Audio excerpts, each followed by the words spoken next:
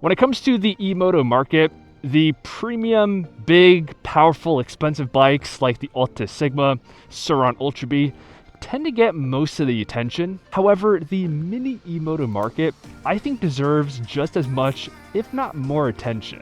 While yes, these bikes don't have the insane power levels as the premium bikes, they have gotten to a point where they deliver a pretty adequate amount of power, essentially on par with the original Suron Hyperbe.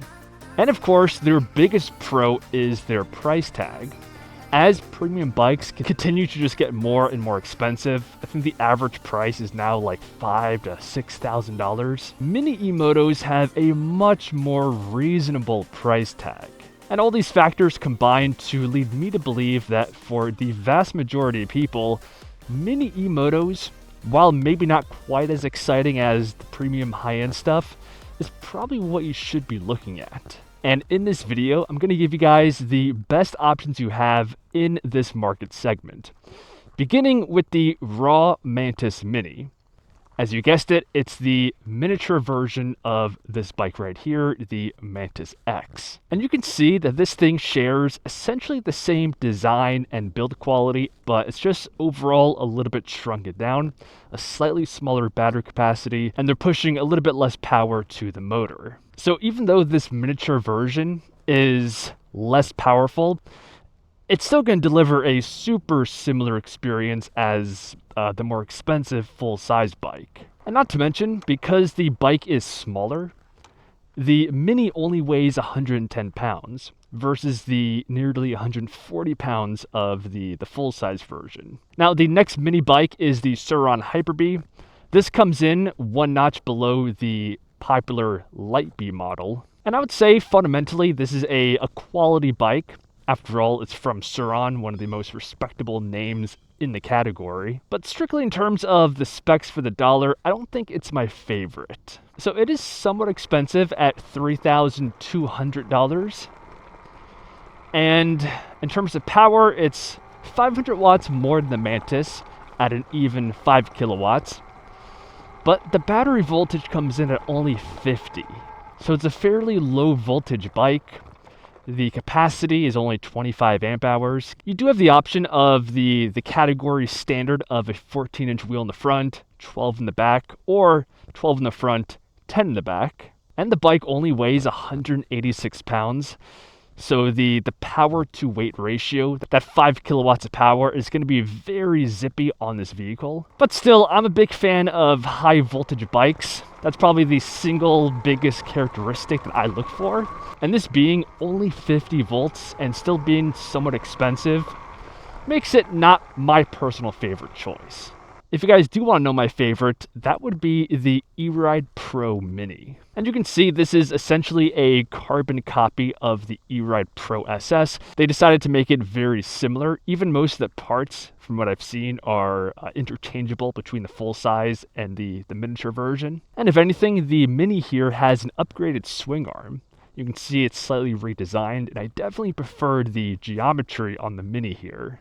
Unfortunately, the bike is the most expensive Mini on the list at $3,600. But for that price, you do have a pretty large battery, 30 amp hours, 60 volts. The motor is pushing 6 kilowatts of power, and the vehicle only weighs 107 pounds.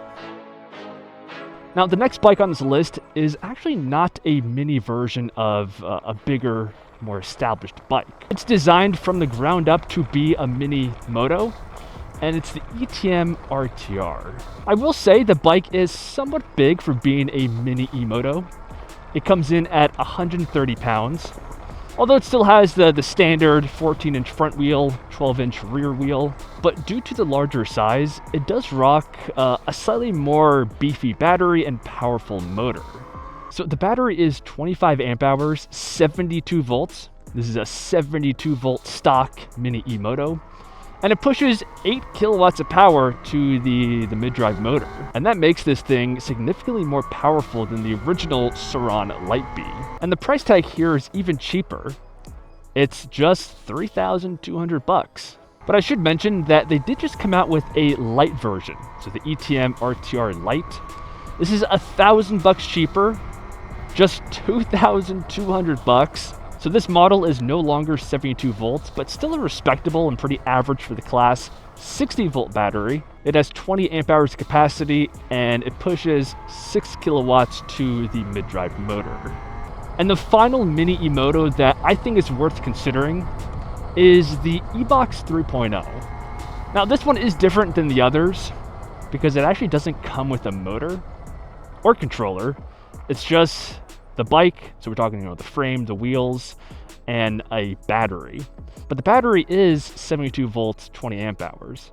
So it makes it a great platform to do further modifications on. And it's a pretty good value at $2,000. And with that, those are, in my opinion, some of the best mini eMotos in the market right now in mid-2025. And in terms of the ranking, I would do something like this.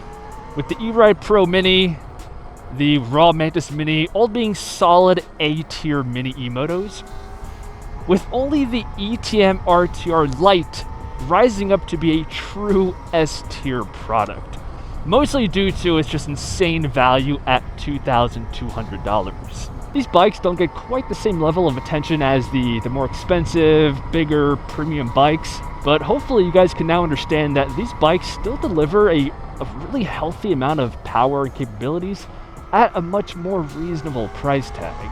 Let me know your thoughts in the comments below. I hope you guys enjoyed, and I'll see you guys in the next one. Peace.